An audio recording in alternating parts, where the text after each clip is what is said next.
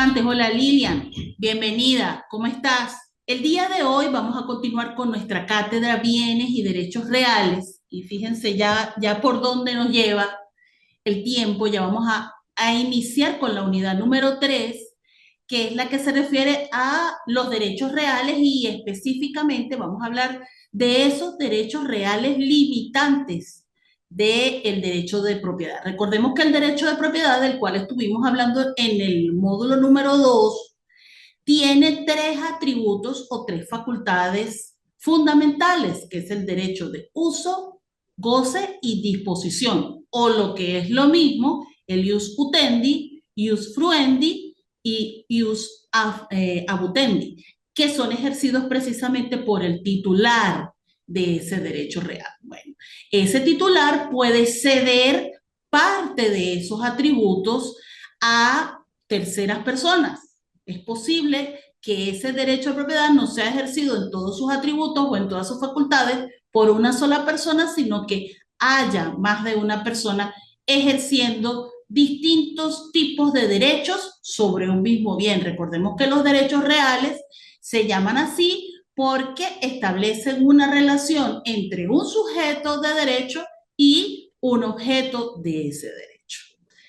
Los derechos reales como tal, en todo lo que se refiere a los derechos reales, priva la autonomía de la voluntad de las partes. ¿Qué significa esto? Que al no ser de orden público, las partes pueden establecer sus propias normas de ejercicio y de facultades, extensión, etcétera, etcétera, con respecto a cada uno de ellos, y eso lo vamos a ver a lo largo del encuentro del día de hoy.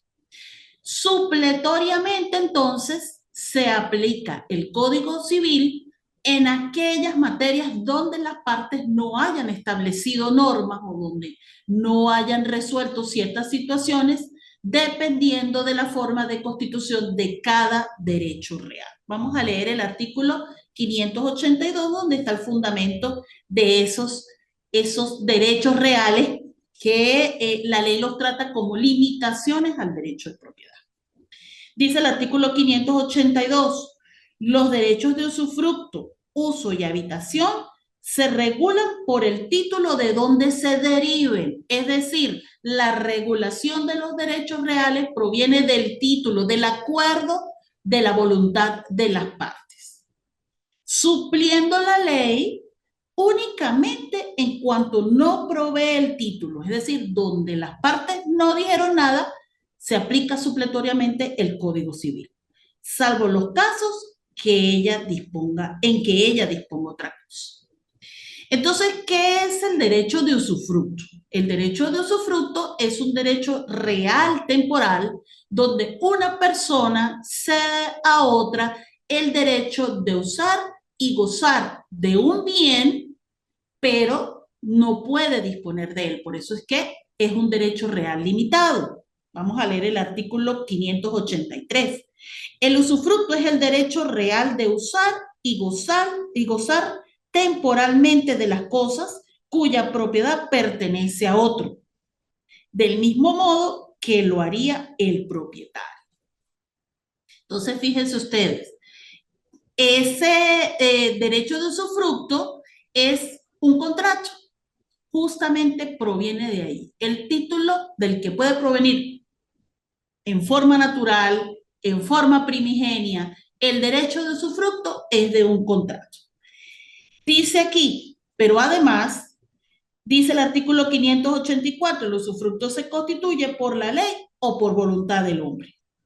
Puede constituirse sobre bienes muebles o inmuebles por tiempo fijo, pero no a perpetuidad, puramente o bajo condición. Y fíjese que esa es una de las características de el derecho de usufructo. En primer lugar, es un derecho real limitado porque solamente se limita a ceder el uso y el goce del bien.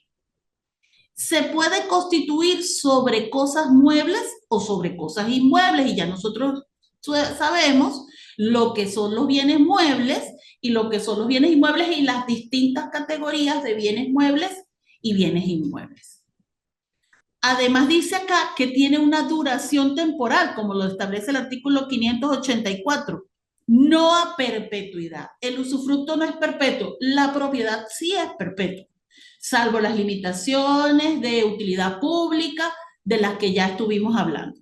Pero el derecho de usufructo puede ser vitalicio, es decir, cuando no se establece un lapso para su terminación, un lapso de tiempo establecido previamente por las partes, el usufructo puede ser vitalicio, es decir, por toda la vida del usufructuario, pero no es perpetuo. Incluso la ley establece una limitación a 30 años, no puede exceder de 30 años cuando el usufructo se constituye a favor de las municipalidades o cualquier otra persona jurídica. A veces se utiliza mucho, se estila mucho, por ejemplo, que se ceden espacios. A veces se utiliza la figura del comodato, a veces se utiliza la figura del usufructo. ¿Por qué? Porque los bienes pueden generar ingresos y esos ingresos, esos frutos, vamos a llamarlo así, ese es el término real en derecho civil, esos frutos tiene derecho a acceder a ellos el usufructuario. En el caso de las personas jurídicas y las municipalidades, no puede exceder de 30 años. Puede constituirse, además, a favor de una o de varias personas. No necesariamente hay un solo usufructuario, sino que puede ser varios. Además, puede ser sucesivo, es decir, cuando fallece el usufructuario, cuando se ha establecido un término y fallece el usufructuario, ese derecho de usufructo puede pasar a sus herederos por el tiempo que falte por transcurrir, el lapso de tiempo que las partes hayan establecido desde un inicio del contrato. Y en cuanto al objeto, puede ser cualquier bien, pueden ser cosas corporales, pueden ser cosas incorporales. Vamos a leer estos artículos 584 y 533. Dice aquí, puede constituirse sobre bienes muebles o inmuebles. Y el 533, que se refiere a los tipos de bienes. Puede ser bienes inmuebles, pero también dice acá, son muebles por el objeto a que se refieren o por determinarlo así la ley, los derechos, las obligaciones y las acciones que tienen por objeto las cosas muebles y las acciones o cuotas de participación en las sociedades civiles y de comercio, aunque estas sociedades sean propietarias de bienes inmuebles. Entonces, fíjense ustedes que en toda la gama de bienes inmuebles o inmuebles, corporales, incorporales, se puede establecer el derecho de usufructo. Ahora bien, ¿cómo se puede constituir ese derecho de usufructo? Dice acá el artículo 582. Los derechos de usufructo, uso y habitación se regulan por el título de donde derive. Entonces, se pueden constituir por título, se pueden constituir por la ley y en este caso del título por voluntad del hombre, es decir, puede provenir de cualquier acto o negocio jurídico entre vivos o puede provenir de cualquier acto o negocio mortis causa. Y además se puede establecer por la vía de la usucapión o de la prescripción adquisitiva. En el primer caso, entonces, por actos o negocios jurídicos se puede constituir por acto intervivos a título gratuito, como por ejemplo la donación, establecida en el artículo 1456. No nos vamos a referir a ella porque cuando ustedes vean familia y sucesiones, pues van a hablar ampliamente sobre la sucesión. Y se puede constituir igualmente por acto mortis causa, es decir, a través de un legado establecido dentro de un testamento. Cuando ocurre la muerte del usufructuario, que es lo que nosotros ya habíamos visto antes del vencimiento, lo que estábamos conversando, en ese caso no se extingue el usufructo, sino que ese usufructo también va a pasar a sus herederos. Entonces, por acto mortis causa también se adquiere o se constituye el derecho de usufructo. En segundo lugar, también se puede constituir el usufructo por usucapión o por prescripción adquisitiva. La prescripción es una forma de adquirir un derecho por el transcurso del tiempo. Tampoco nos vamos a extender mucho aquí en esto de la prescripción porque ustedes en otras materias a lo largo de su carrera, de su formación, pues ustedes van a ver las materias específicas sobre la prescripción. Simplemente decir que tenemos prescripciones en la ley de 20 años cuando el poseedor no tiene justo título o 10 años cuando el poseedor tiene justo título. Pero de cualquiera de las dos maneras es posible también constituir el derecho de usufructo. Ahora bien, en cuanto a sus requisitos, cuando el usufructo se constituye sobre bienes inmuebles, es obligatorio a la publicidad registral. O dicho de otra manera, cuando se constituye el derecho de usufructo sobre un bien inmueble, obligatoriamente debe hacerse el registro de la constitución de ese derecho. Como lo establece, y ya nosotros lo vimos, el artículo 1920, en sus numerales primero y segundo del Código Civil. Lo vimos nosotros cuando hablamos de la propiedad de los bienes inmuebles. Además, el artículo 46, numeral primero de la Ley de Registros y Notarías del año 2021, también establece como actos que deben ser inscritos en el registro inmobiliario la constitución del derecho de usufructo sobre bienes inmuebles. Y por ahí viene algo, parte de, de lo que estamos estudiando.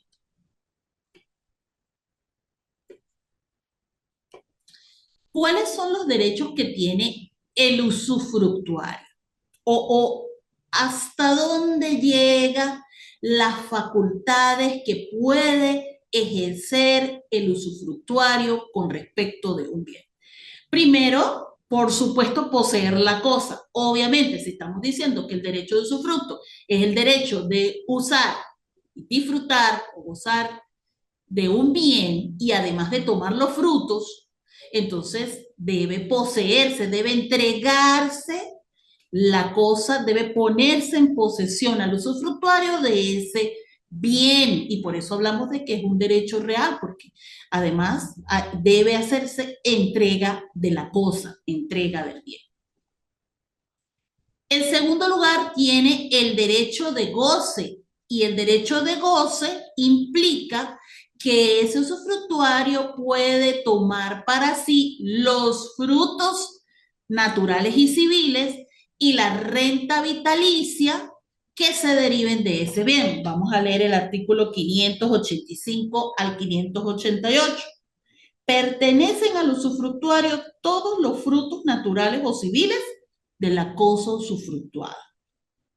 Artículo 586. Los frutos naturales que al principiar el usufructo no estén desprendidos pertenecerán al usufructuario, y los que no lo estén todavía, cuando termine el usufructo, pertenecerán al propietario, sin derecho en ninguno de los dos casos a la indemnización de los trabajos o de las semillas. Una cosa son los frutos civiles que pueda producir un bien y otra cosa son los frutos naturales. Los frutos civiles son aquellos que se derivan de los negocios jurídicos que se puedan ejercer sobre los bienes. Por ejemplo, los cánones de arrendamiento de un bien, lo que se cobra por arrendamiento, el canon de arrendamiento son frutos civiles que genera un bien. Los intereses sobre cantidades de dinero, los derechos, los dividendos que se me puedan derivar de la titularidad de una acción en una compañía, esos son los frutos civiles de esos bienes, porque recordemos que las acciones también, los títulos valores también son bienes y se consideran bienes muebles. Los frutos naturales son los que produce el suelo, los que produce la tierra, es decir, los productos de los árboles, las cosechas, los animales nacidos vivos, etcétera, etcétera. Entonces, estos frutos civiles y los frutos naturales forman parte del usufructo y mientras dure el usufructo, pertenecen al usufructuario. Seguimos por acá. Artículo 587. Los frutos civiles pertenecen al usufructuario en proporción de la duración del usufructo, obviamente, es decir, hasta donde se extiende el usufructo, hasta allí le van a pertenecer. Y artículo 588, el usufructo de una renta vitalicia da al usufructuario el derecho de cobrar las pensiones día por día durante su usufructo. Deberá restituir siempre lo que hubiere cobrado anticipadamente. Las rentas vitalicias generalmente se establecen a través de seguros, se llaman seguros de vida por causa de vida, pero también a través de un fideicomiso, por ejemplo. Entonces, en esos casos, las pensiones que se deriven de esa renta vitalicia, mientras perdure el usufructo, van a corresponder al usufructuario.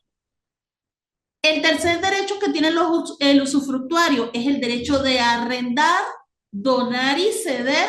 Ojo, no el bien.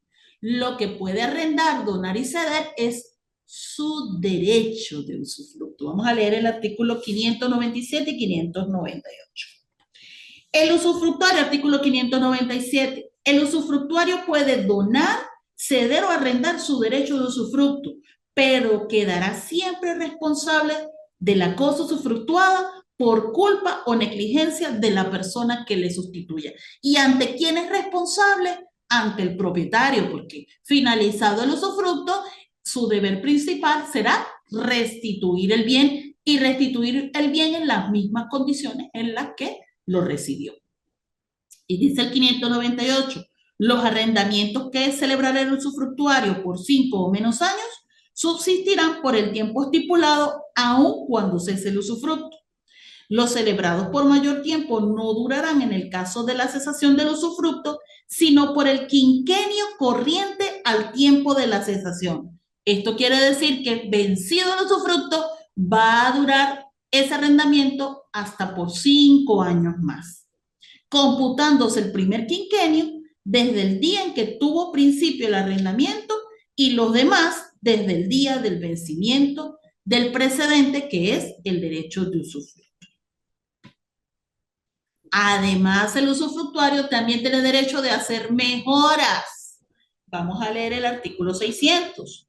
El propietario no puede de manera alguna dañar los derechos del usufructuario, que ya sabemos que son el derecho de uso y el derecho de goce, y este o quien lo represente no tiene derecho al finalizar el usufructo a la indemnización por las mejoras que haya hecho, aunque con ellas se haya aumentado el valor de la cosa. Y aquí podemos aplicar ese adagio de que el que siembra en tierra ajena, hasta la semilla pierde. No puede el usufructuario, aunque esas mejoras hagan aumentar el valor del bien, no puede pedir indemnización sobre ellas.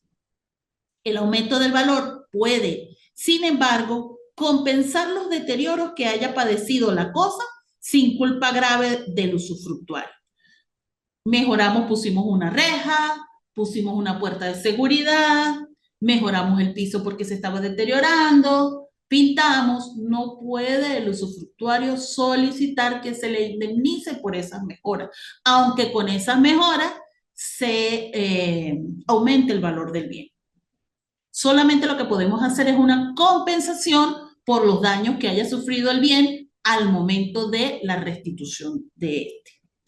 Cuando no haya lugar a esa compensación, podrá el usufructuario extraer las mejoras, si puede hacer esto en provecho propio y sin deterioro de la cosa. Bueno, una reja no se puede arrancar de la pared sin que haya un deterioro, pero por ejemplo, colocamos un tanque de plástico y se puede retirar sin que haya un daño al inmueble, no hay problema, se puede retirar. A no ser que el propietario prefiera retenerlas, reembolsando al usufructuario el valor que pudiera tener separándolas. Entonces, si el propietario dice, no quiero que se lleve el tanque porque pues, hace falta, debe pagar el valor de lo que costaría ese tanque separado de ese inmueble. Vamos a hablar sobre las obligaciones que tiene el usufructuario. Ya hablamos de los derechos que puede ejercer y vamos a ver las dos obligaciones principales. El usufructuario tiene obligaciones antes del ejercicio de su derecho de usufructo y tiene obligaciones coetáneas al ejercicio de su derecho de usufructo. La primera de esas obligaciones es la obligación de efectuar el inventario de esas cosas que le están cediendo en usufructo. Dice el artículo 601 del Código Civil, el usufructuario tomará las cosas en el estado que se encuentren, previo inventario y descripción de los muebles e inmuebles sujetos al usufructo, con citación del propietario, o sea que ese inventario debe hacerse en presencia del propietario. Los gastos inherentes a este acto serán a cargo del usufructuario. Cuando se haya relevado al usufructuario de la obligación de que trate este artículo, el propietario tendrá derecho de hacer que se lleven a cabo el inventario y la descripción a sus expensas. Entonces, ¿cuál es la regla general? La regla general es que antes de que el usufructuario tome posesión de esos bienes muebles o inmuebles que corresponden al usufructo, debe hacer inventario de ellos en presencia del propietario. Pero fíjese, como estamos hablando que priva la autonomía de la voluntad de las partes pueden acordar que no se haga ese inventario. Sin embargo, la excepción es que el propietario puede hacer ese inventario, pero a su coste, a sus expensas. La segunda obligación que tiene el usufructuario antes de entrar en el ejercicio de su derecho es la obligación de dar caución, que es la que está establecida en el artículo 602 y siguiente del Código Civil. El usufructuario debe dar caución de hacer uso de sus derechos como buen padre de familia, a no ser que el título lo dispense de él. En general, el uso de todos los bienes comporta el hecho de que el que ejerce esos derechos debe comportarse como un buen padre de familia. Y la figura del buen padre de familia es esa figura ideal, previsiva, que cuidadosa de esos bienes. Entonces, está obligado el usufructuario a dar caución para garantizar que él va a tener un verdadero comportamiento de un buen padre de familia, porque generalmente, pues lo que no es nuestro, no lo tratamos con el cuidado debido. Aquí la ley lo establece. Pero igualmente, a la obligación de inventario, esta es una obligación, la de dar caución, que es facultativa, que las partes pueden relajar por el principio de autonomía de la voluntad de las partes. Pero, ¿qué pasa cuando no hay caución? Dice el artículo 603. Si el usufructuario no puede dar caución suficiente, o las partes establecen que no haya caución, se observarán las reglas siguientes.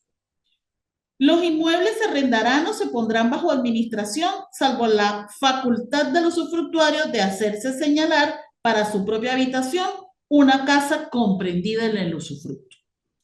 2. El dinero comprendido en el usufructo se colocará a interés. Los títulos al portador se convertirán en títulos nominativos a favor del propietario, con anotación del usufructo. Los géneros se venderán. Género se habla de mercancía a granel. Cuando el Código Civil tiene un lenguaje algo antiguo, ¿sí? Porque proviene de otros códigos civiles. Entonces, cuando habla de la palabra género, no es género femenino o masculino, sino a cantidades de mercancías. Entonces, los géneros se venderán y su precio se colocará igualmente a interés. En estos casos, pertenecerán al usufructuario los intereses de los capitales, las rentas y las pensiones de arrendamiento. Y el artículo 604 dice, si el usufructuario no diere la caución, podrá el propietario pedir que se vendan los inmuebles que se deterioran con el uso y que su precio se coloque a interés como el de los géneros, gozando el usufructuario del interés. ¿Eso qué significa? Que si yo no soy capaz de cuidar como un buen padre de familia, yo no puedo dar esa caución.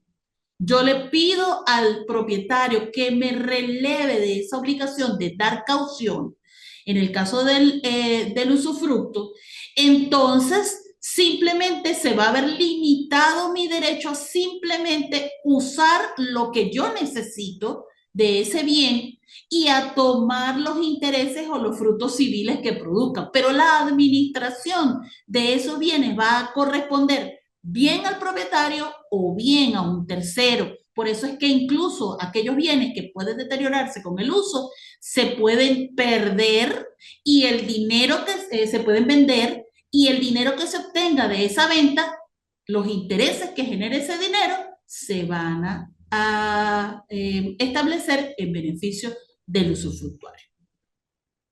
¿Cuáles son esas formas de caución? Las garantías reales que ustedes van a ver por allá cuando ustedes vean de contratos y garantías, que son la fianza, la garantía personal, que es la fianza, o las garantías reales, como la prenda o la hipoteca, dependiendo si es un bien mueble o si es un bien inmueble.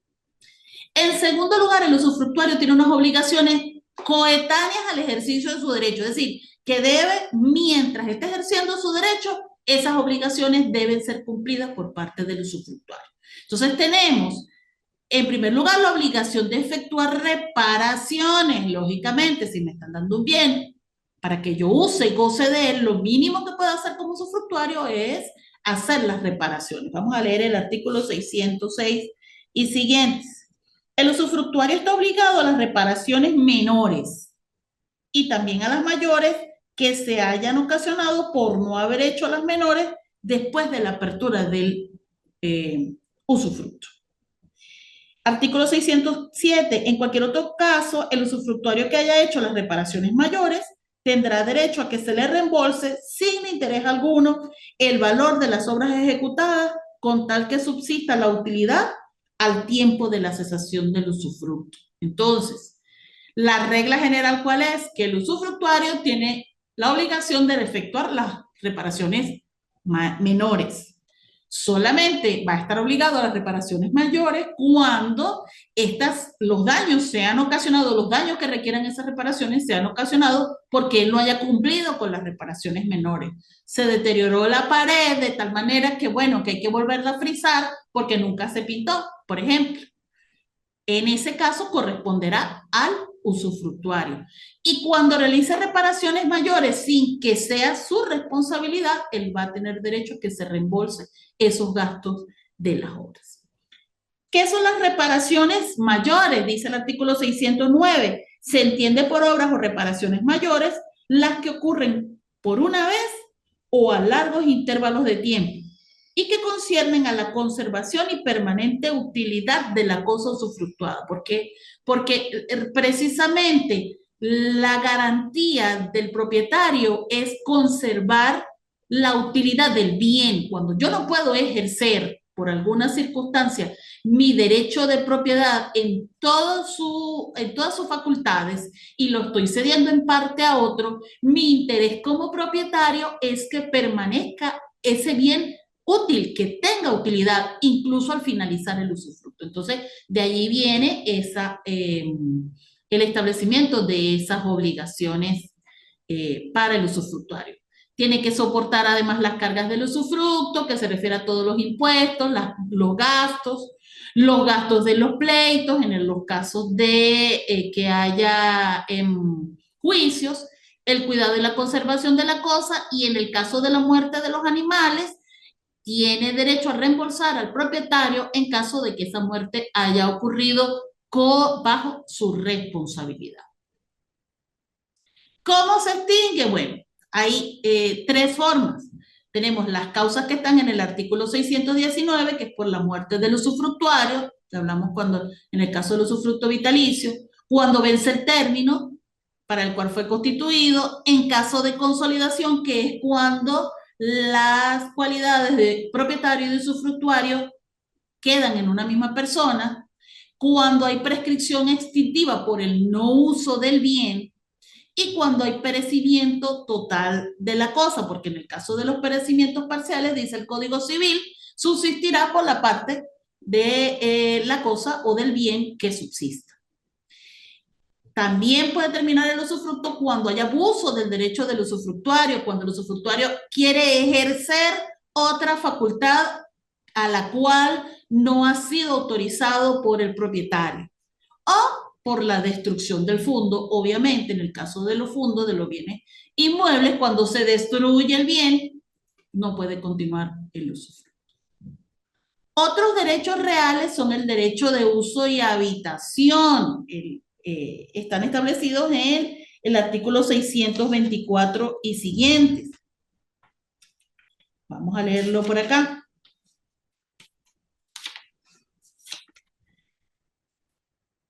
Quien tiene el uso de un fondo solo podrá tomar de él los frutos que basten a sus necesidades y las de su familia. Y el 625, quien tiene el derecho de habitación de una casa, puede habitarla con su familia, aunque ésta se aumente. Entonces, los derechos de uso y habitación también son unos derechos limitados, son incluso más limitados que el usufructo, porque en el derecho de uso es solamente el derecho de utilizar la cosa y obtener los frutos para la persona en favor de la cual se ha constituido y su familia. Y en el caso de la habitación, única y exclusivamente es el derecho de habitar una cosa. Igualmente en estos casos debe ejercerse como un buen padre de familia y corresponde al titular y a su familia. Esa familia va a ser el cónyuge, el concubino, los descendientes y los ascendientes y los colaterales con los que tenga obligación de manutención. El hogar, que es otro derecho real limitado, es aquel ejemplo que nosotros dimos de los patrimonios separados y que está establecido en el artículo 635. Dice, el hogar puede ser una casa en poblado o fuera de él. Dice el artículo 632, ¿puede una persona constituir un hogar para sí y para su familia, excluido absolutamente de su patrimonio y de la prenda común de los acreedores? Incluso está excluido de otros herederos que sean distintos a las personas con respecto a la cual se constituyó.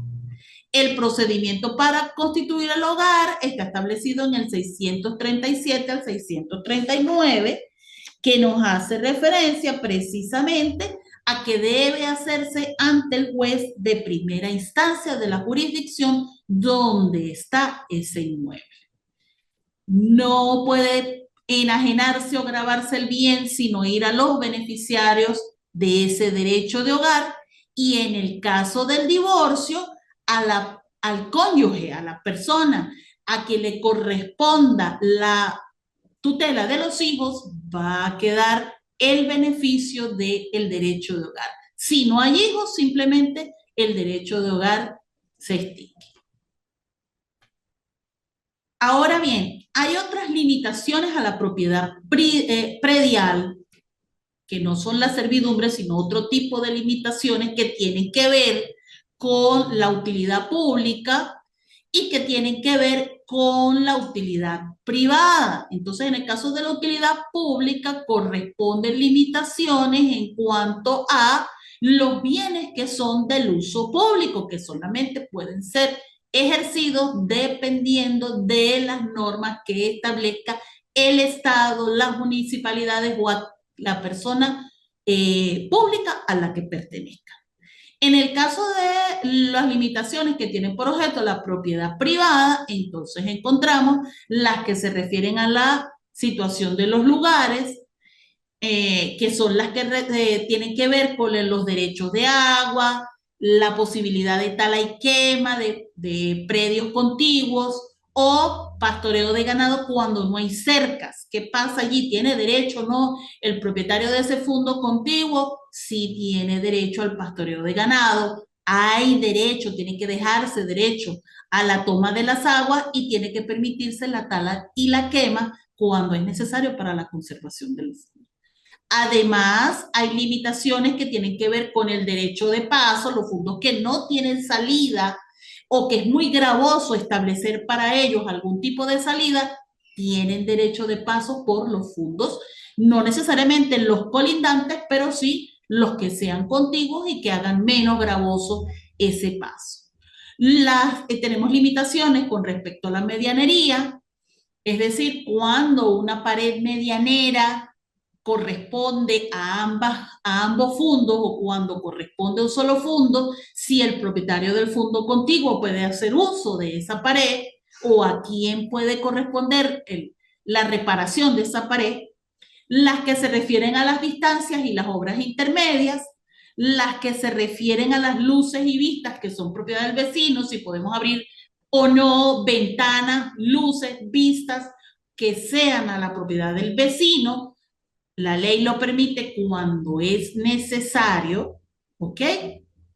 Y las que se refieren al desagüe de los techos, porque tenemos una limitación de manera que los techos deben ser construidos sin que las aguas que de ellas se deriven caigan en los predios de los vecinos. Y finalmente tenemos dentro de las limitaciones de propiedad lo que son las servidumbres. Vamos a leer el artículo 709 rápidamente porque ya el tiempo nos está ganando por acá. Dice el artículo 709, por el hecho del hombre puede establecerse servidumbre predial que consiste en cualquier gravamen impuesto sobre un predio para uso y utilidad de otro, perteneciente a distinto dueño y que no sea de manera alguna contraria al orden público. Entonces, la servidumbre es eso, un gravamen que se establece a favor de un fundo dominante. Las partes en la servidumbre son un fundo sirviente, que es el que permite la servidumbre, y un fundo dominante, que es el que tendrá derecho a el uso precisamente de esa servidumbre. Es un derecho real sobre cosa ajena, es una limitación al derecho de propiedad, constituye una relación entre predios, el dominante y el sirviente, es dependiente de la suerte del fundo, de tal manera que si el fundo se destruye, pues la servidumbre también queda sin efecto, la titularidad permanece siempre unida a la propiedad y quien tenga relación jurídica con el fundo es quien puede constituir la servidumbre. Léase el propietario o el poseedor de buena fe. Hay servidumbres continuas y discontinuas, que son las que están en el artículo 110, continuas aquellas cuyo ejercicio es o puede ser continuo sin necesidad del hecho actual del hombre para el ejercicio, como los acueductos, los desagües de los techos, las vistas y otras semejantes, y discontinuas las que tienen necesidad del hecho del hombre, como las de paso, de tomar agua, pastos y otras semejantes. Y tenemos servidumbres aparentes y no aparentes. Son aparentes las que se muestran por señales visibles, como una puerta, una ventana, un acueducto, y no aparentes las que no tienen ninguna señal visible, como la de no edificar en un predio o no edificar sino hasta una altura determinada. Y eso tiene que ver mucho con estas normas de construcción que establecen las ingenierías municipales de cada municipio.